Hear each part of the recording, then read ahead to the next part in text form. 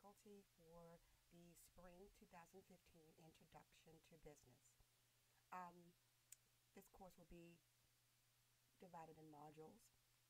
The first module will include the first three chapters of the book. The module is Module 1 and is Business in a Changing World. This module is the foundation that we will be exploring, and it will have a good amount of information. This PowerPoint presentation will help you dissect some of the more important concepts that you'll need to notice in your chapter reading. This is not a replacement for your chapter reading, but it is designed to highlight some very key areas. I will not be going over every item within that chapter, but will give you a good overview of some things that are very, very important that will obviously follow you in the subsequent chapters. So, as we begin, I want to just re-emphasize that this module will include three chapters. This is the first of the three chapters, and we will talk a little bit about the legal and regulatory environment, which is the appendix of chapter 2. But we'll have the chapter 1 is dynamics of business and economics. Chapter 2 is ethics and social responsibility, with a little caveat with the legal environment that is very specific to business. And we'll end this chapter, in this module with chapter 3, business in a borderless world. As you are well aware, this particular environment of business outside of the world, outside of our nation, also includes using the internet and social media. So we will talk about that a little bit in this chapter, but we'll really get into it in later chapters. um, what you'll learn in this chapter, specifically in chapter 1, is the basic concepts in business and product and profit. Will be mostly an overview, because many of you are in business in some form, whether you own a business or yourself, or you work with someone who is in business and you're as an employee. This chapter will give you a good amount of information, probably some background that you probably knew intuitively, and give you some terms that you'll need to understand and learn, all of which is very, very easy. You will also identify the main participants in activities of business and really understand conceptually why studying business is important. We'll talk a little bit about economics and compare some type of four types of economic systems. We'll talk about the role of supply and demand and competition in a free enterprise system. And I'm sure you know what this means intuitively, but we're getting more formal in the definitions and terms. And you'll find that there are quite a number of terminology in this chapter, but also in this course. You'll specify why health of the economy is measured, how it's measured, why it's measured, what does it mean really, and then you'll be able to use that information in your daily life. This is so important in this course because it really has relevance to every day. I mean, even though you may not necessarily be a business owner, you may aspire to be a business owner at some point, and these are the things you'll really need to know and understand in order to be successful.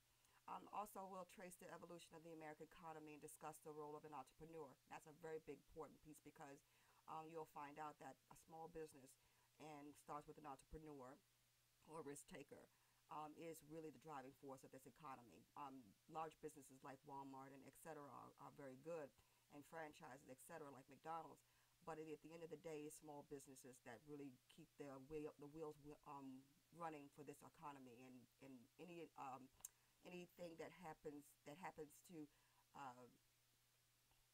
impair the ability of all small businesses to be successful, to hire employees, it will have a tremendously adverse effect on the economy as a whole. And you'll find that out as you go through the chapters. The nature of business. But basically, we come together. We want to come together. We want to earn a profit. We either do it by satisfying someone's needs through a service or a tangible product. But at the end of the day, we believe that there is something out there that someone needs, and that we have the ability to provide it to them at a cost that they are willing to pay. Um, as you know, products are tangible and intangible. Tangible things that you can touch, and one of the tangible things that you can touch or eat, in fact, will be food. McDonald's will be some kind of good. It is also laced with a service as well, because they provide it to you, they serve it to you. Intangible will be more like an accountant or a lawyer.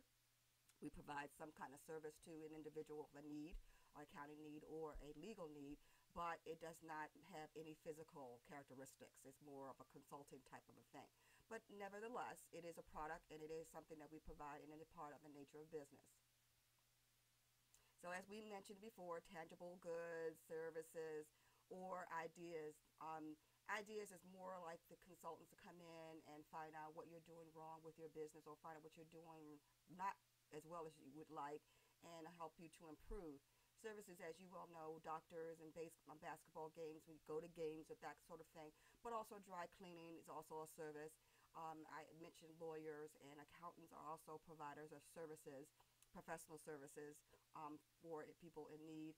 Tangible goods, as you know, automobiles and computers, phones, coats, clothing, jewelry, things that you can actually physically grasp and apprehend and possibly use. And at the end of the day, we want to make money. And what is money? It's going to be what you make in revenue or your sales, and what you have to spend to make those products available to your customers, and that difference is going to be your profit. We always want to make money. We don't want to be in business just to be in business. The goal is always to make money and to grow. However, knowing that, you need to make certain that you understand the role of your earning profits. It does contribute to your society. It is a fundamental property of the economy. The profits that we generate as business owners is funneled back into the economy through payment of salaries, payment of taxes, or also acquiring services of other organizations. So it is a nice, wonderful circle of the business, and how the money just flows in a circular fashion through the system, through consumers, and back into the hands of the owners in a form of profit. And we want to make money, but we want to be able to do it right. We want to do it in a legal way. We want to have some sort of social conscious and ethical orientation as we conduct our business. It is certainly something that we probably have taken for granted years and years ago, but nowadays we're becoming much more focused on organizations not only providing a good or a service that meet our needs, but also in a way that does not destroy the environment, does not exploit human capital, and is a very friendly to the neighborhoods in which the business resides. So it's very important that we remember responsibility is an inherent part of business, and it should never be separated from that.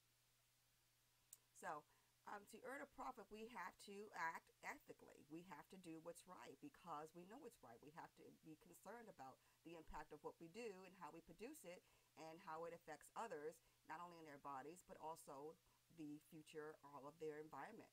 We have to be willing to change because of the changing role of business in a society, using the internet and using global means to reach more customers. We've got to be willing and able to change.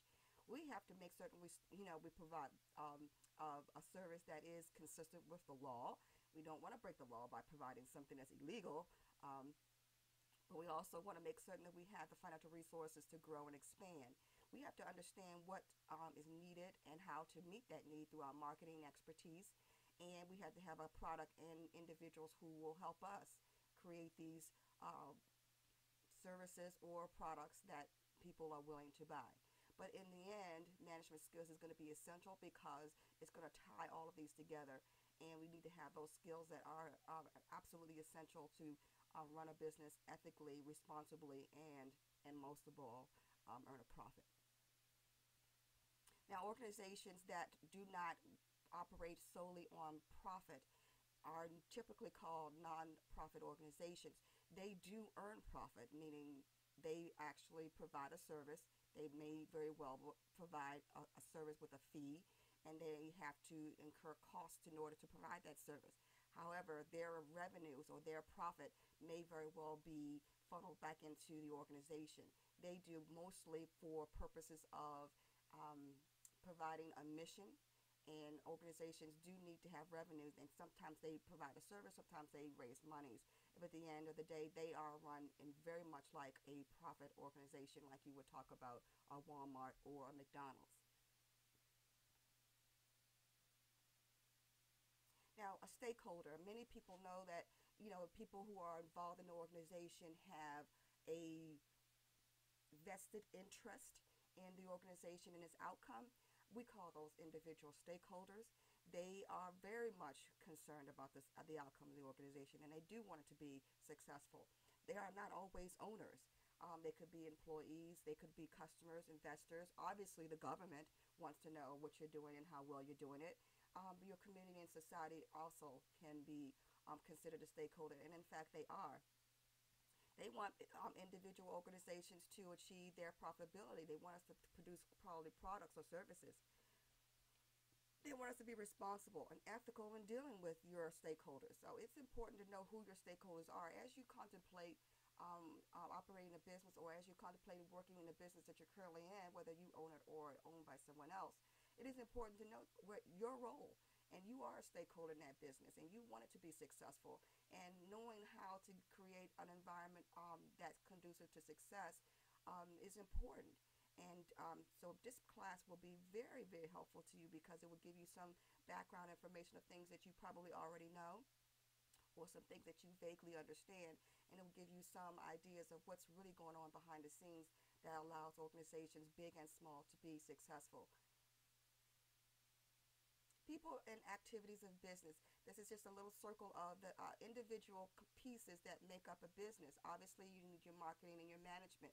Information technology is so important now because it ties everything together.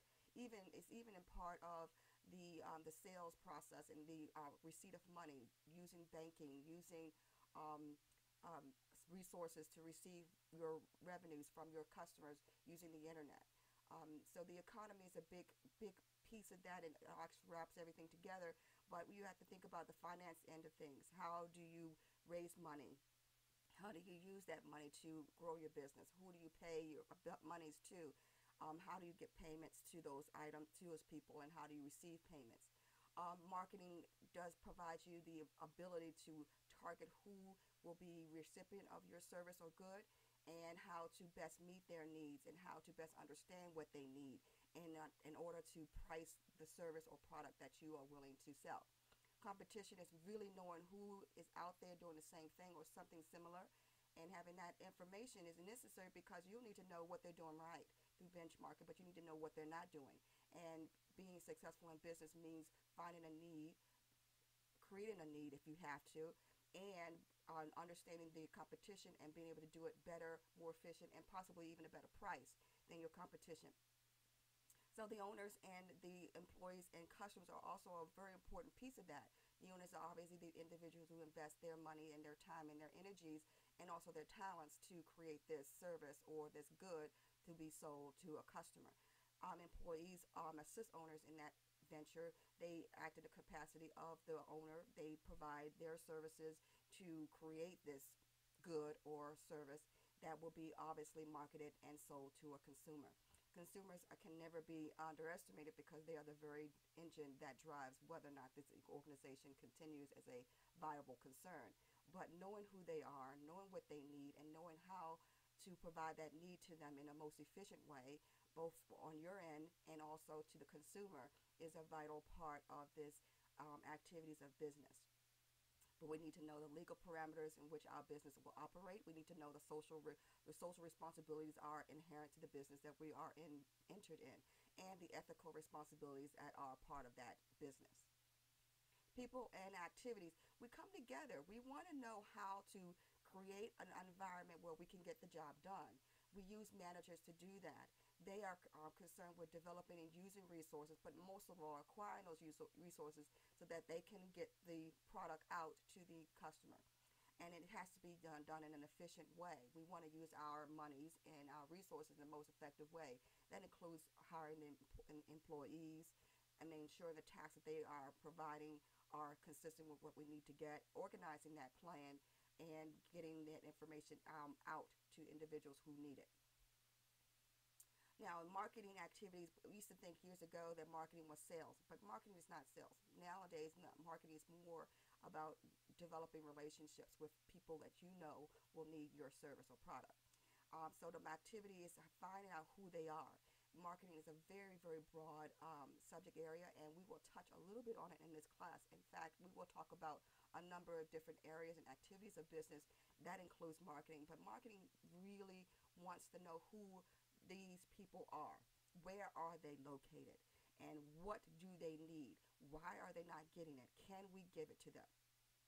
So marketing is going to be focused on their needs. It's going to be focused on how to develop a product that meet their needs. It's going to find out how can we distribute this product or service to them in a way that they can get it. But also they're going to determine a place, and they're going to determine how to promote it. How can we get people to understand what this product is and how it is best help them?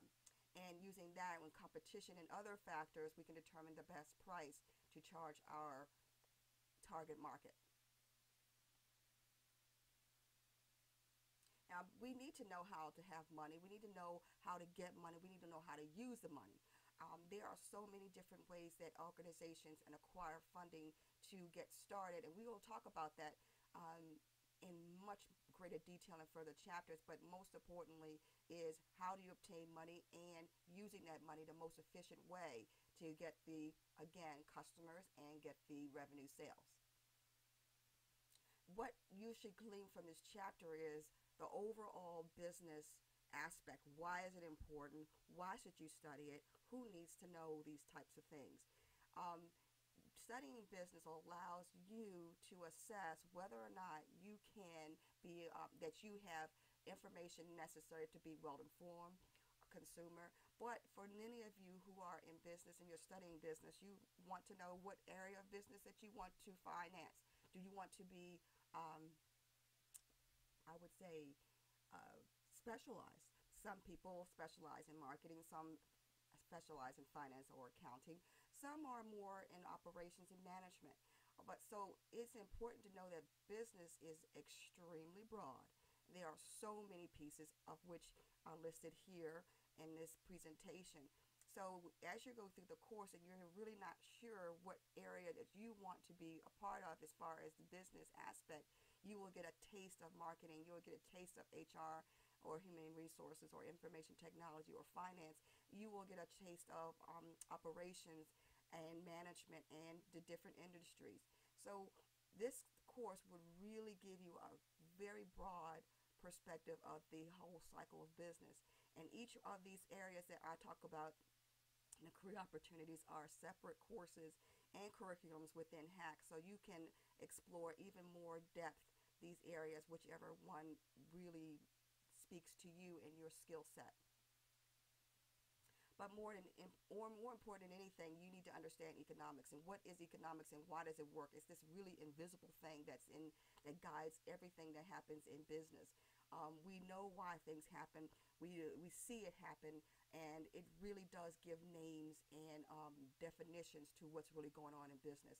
And economics is a study of how resources are distributed and the production of goods and services. We are using a scarce amount of resources. We don't have unlimited resources, so we have to be very careful of the services that we are trying to deliver, and using those resources in the most effective way possible to get those resources out in business. There are resources that include natural resources, human resources, or labor, financial resources, which is the capital or funding that you need in order to provide those services, and some intangible resources, all of which are an important part of business. It's very important that you understand the role of each one of these and how they impact business. So the economic system that we currently have is going to show how the society distribute those resources of goods and services. So what we want to think about is what goods and how much would a customer need? How are they going to be produced? Who's going to produce them? And what resources will be produced? And then finally, how these goods and services are going to be distributed to customers? And that's the big question. So when we're addressing these types of questions, we are using economics as our guide, as our foundation, as our terminology, and as our guide on how we're going to move along in this economic system. Now, there are a number of economic systems that are out there. The communist system, and again, we are not a part of the communist system, but it does have a lower standard of living. It does deal with a lot of high prices, and it is more or less the government owning everything, and it provides those resources and it distributes those resources in the way that they want it to be done. And examples of those communist systems are noted below. A socialistic economy more it's Sweden and Israel and India, mostly Israel today, they have a government that operates some basic industries. Some individuals may own businesses, but most of all, most industries are going to be held by the owned and controlled by the government. In a socialist economy, it is more stable. It does have a higher standard of living. However, taxes is extremely high, and this is extremely important to know when you're traveling. If you ever decide to travel to a different country, not all organizations within those countries are going to be operated like they were in the United States, where we have a definitely different economic system. Israel is one example where they are extremely uh, expensive, and it's mostly because of the taxes associated with those organizations.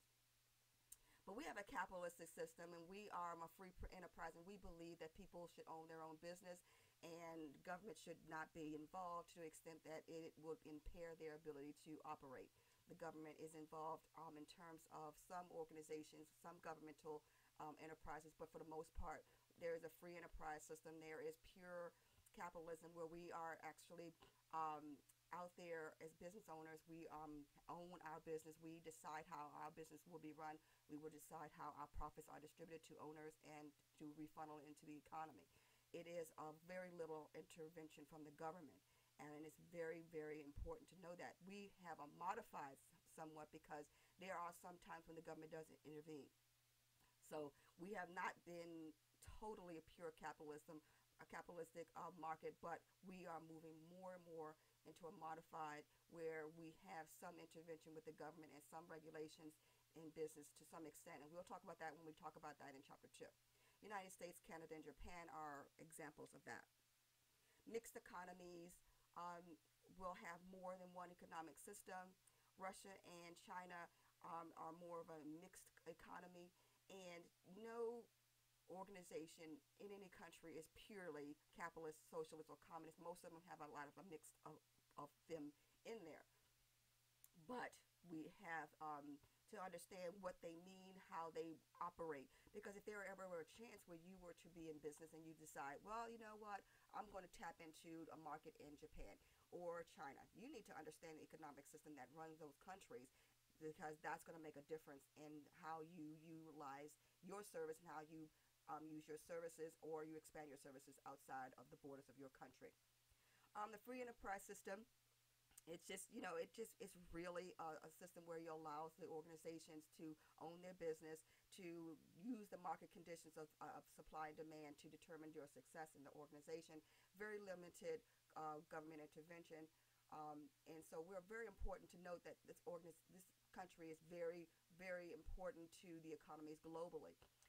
But the principles that really govern the free enterprise system is your right to own your property, own your property and use your profit however you choose, and to determine your business operations. You have a right to say what I'm going to do, how I'm going to do it, and how I'm going to choose this career, or how I'm going to locate my business, and what goods and purchases that I'm going to make. That kind of freedom comes with a tremendous amount of responsibility. But the forces of supply and demand truly does have an impact on the free enterprise system, because we're going to say how many products that we have out there that will be provided at a different price, and we got to weigh that with the number of individuals who are willing to buy it or to demand that product. So we need to understand how supply and demand affects your organization. And a free enterprise system, this little invisible hand that's governing how things are produced within this free market system, it's very important to know. So we need to know as consumers, as demanders of these products, we need to find out what the supply is, because it's going to govern the prices, it's going to govern what we have and what we are able to purchase. In the free market system, supply and demand is important, but there is some time where their price and demand is going to come together and meet, and that's going to be the equilibrium price. Now, we don't necessarily always have an equilibrium price, but I believe the market, the supply and demand, as they moving alongside the curves, they become closer and closer together. Most of the time, you can almost say that if you go to McDonald's and you want to buy a hamburger, the equilibrium price for that hamburger is going to be very, very close, if not the same, as what you would probably pay at another burger place like Chick-fil-A or a organization like KFC. So when you're looking at prices, you see, well, you notice that the price for hamburgers or cheeseburgers is almost the same. Very different, very small difference, maybe 5 cent difference in price for the same type of burger. That is an example of the changes in the supply and demand of a product in the free market system. It is the shifting of the demand for that product, and it is the availability or the supply of that product that governs how that price may change up or down to meet that need. So handbags, or in this case, I use a hamburger, is very important because the product is so similar and very much I would say a homogeneous good. Many producers of that good will create this environment where the supply of it will be so excessive and demand would be excessive as well, and where those two prices and those that supply and that demand meet, those prices for hamburgers or cheeseburgers will be almost essentially the same. Um, Now, for the most part, as I mentioned with the hamburgers, the price is not almost 100% the same. But if you can notice, if you compare prices of hamburgers from McDonald's and hamburgers from KFC or hamburgers from Wendy's, those prices are very, very close. And I'm talking about a double cheeseburger will cost you a double cheeseburger meal may cost you about $4.50 at McDonald's. And if you go to Wendy's, you'll pay for a complimentary double cheeseburger, hamburger, fries, and a drink, and you'll probably pay $4.45. And again, this is all about the interaction of supply and demand in the marketplace and how it does, in many ways, set the price. The nature of competition is also a factor. There are four different types of competition: pure competition, monopolistic competition, oligopoly, and monopoly. When what we're talking about with this hamburger between McDonald's and Wendy's, that's more of a monopolistic competition because there are not unlimited number of organizations out there providing fast food. They are a good number, but they're not unlimited.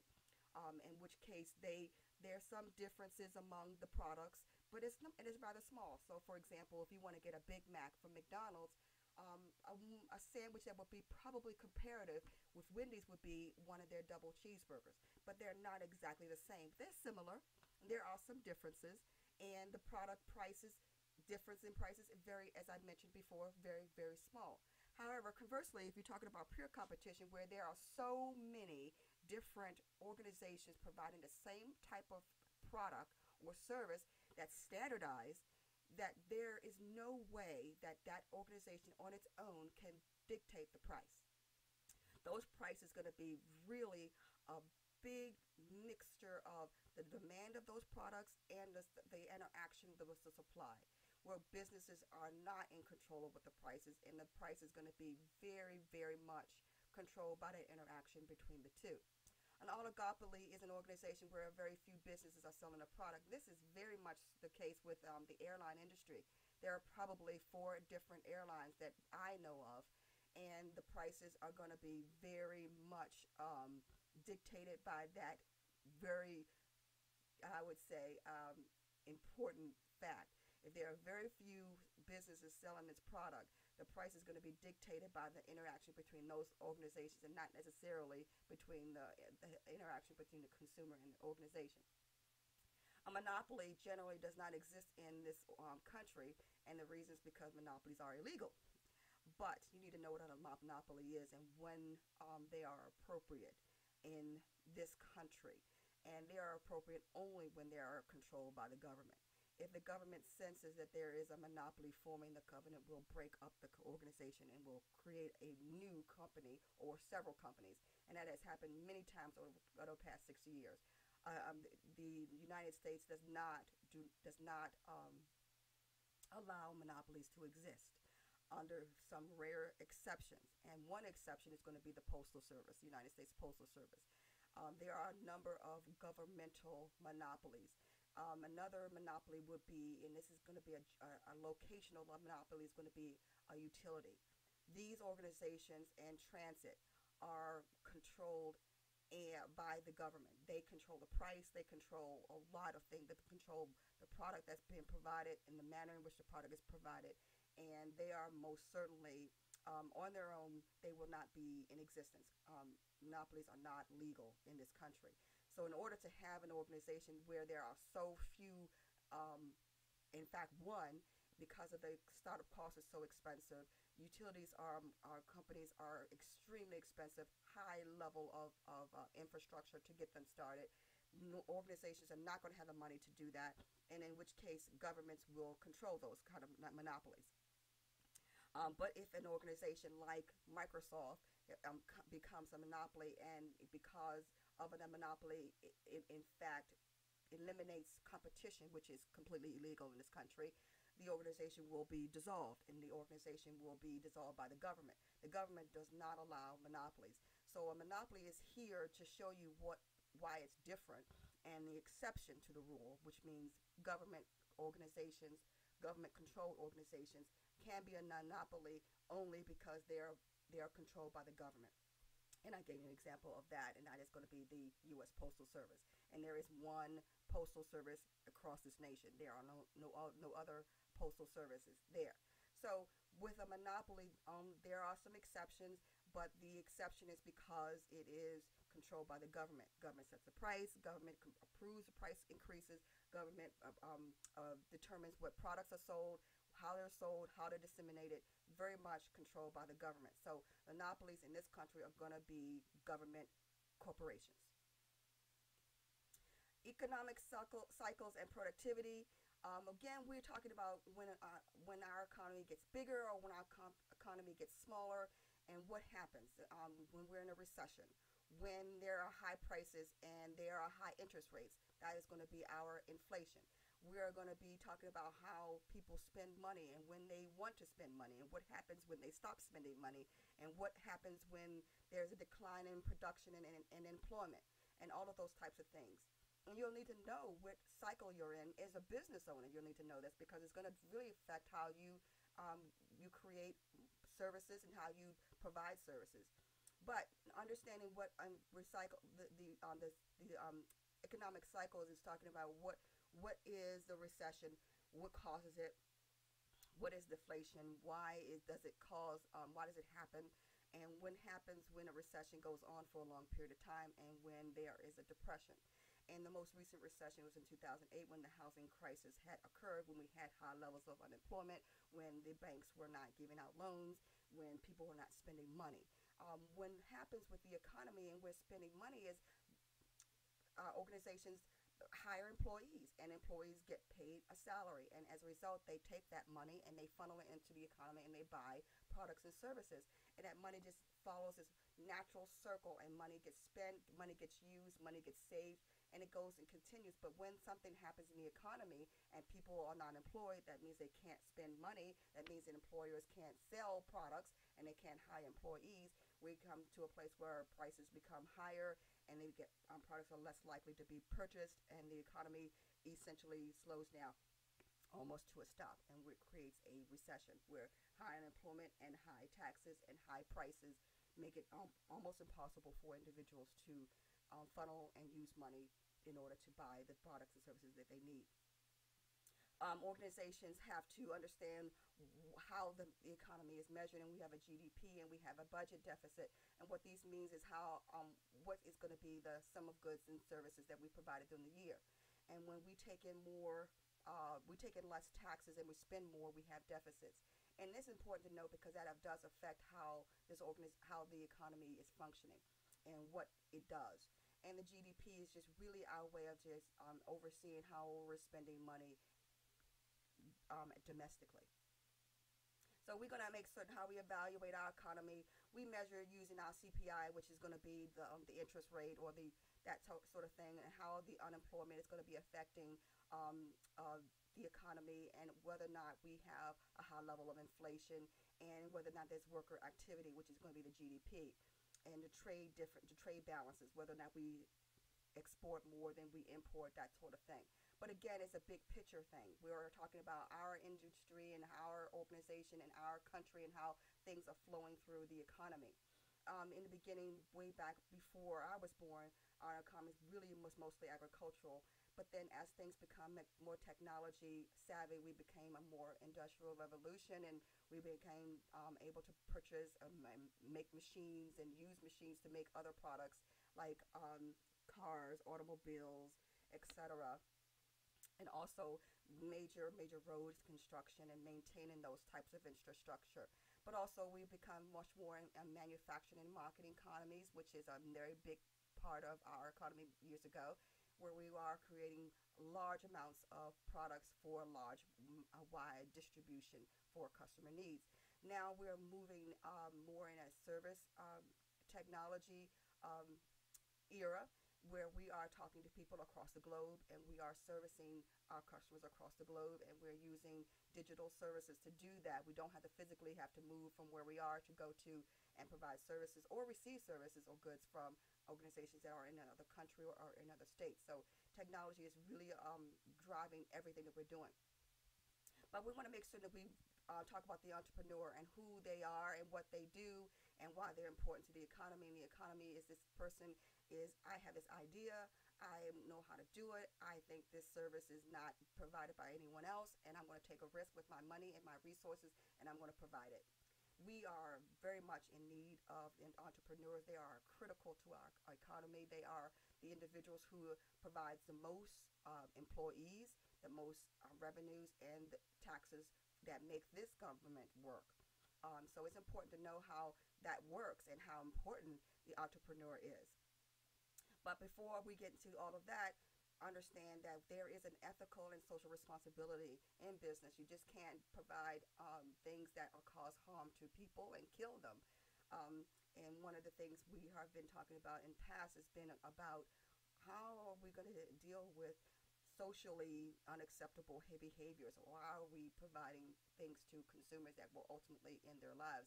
We have to take responsibility, like cigarette smoking, like fast food in excess, fast food with high levels of fat and carbohydrates and all types of things that will cause obesity in our children and sickness and disease as they get older. So there is so much to think about, and your responsibility as a business owner, it matters. It matters what you provide and how your profit and your service or good can be helpful or detrimental to the current society and future generations. So it's important to know that business is important to know, is understand it. And even if you're not going to be a business owner yourself, it is important to understand how your organization that you work for as an employee, how they are navigating through, and understand where their cycle and the cycle and how it affects. It just gives you that knowledge, that experience, and that judgment that'll help you understand really what's going on behind the scenes and why things happen as they do, that you can make more informed decisions.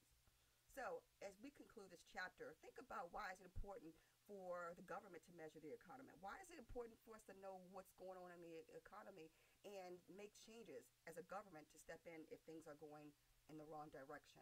And what kinds of actions might take it to control the economy's growth?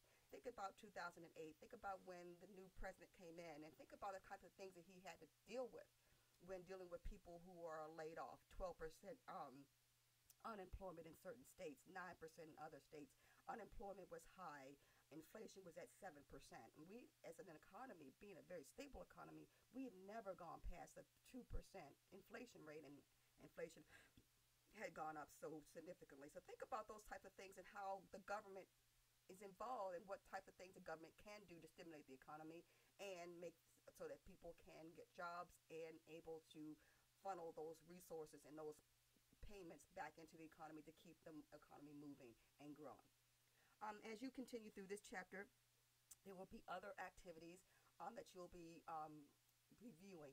The most important thing is to note that there are a number of different terms that you'll need to know and understand.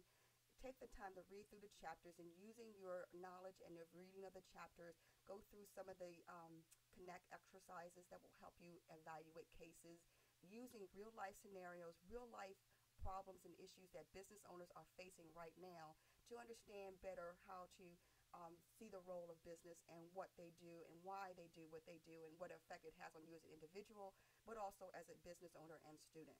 And thank you very much for listening, and I will talk to you in the next one.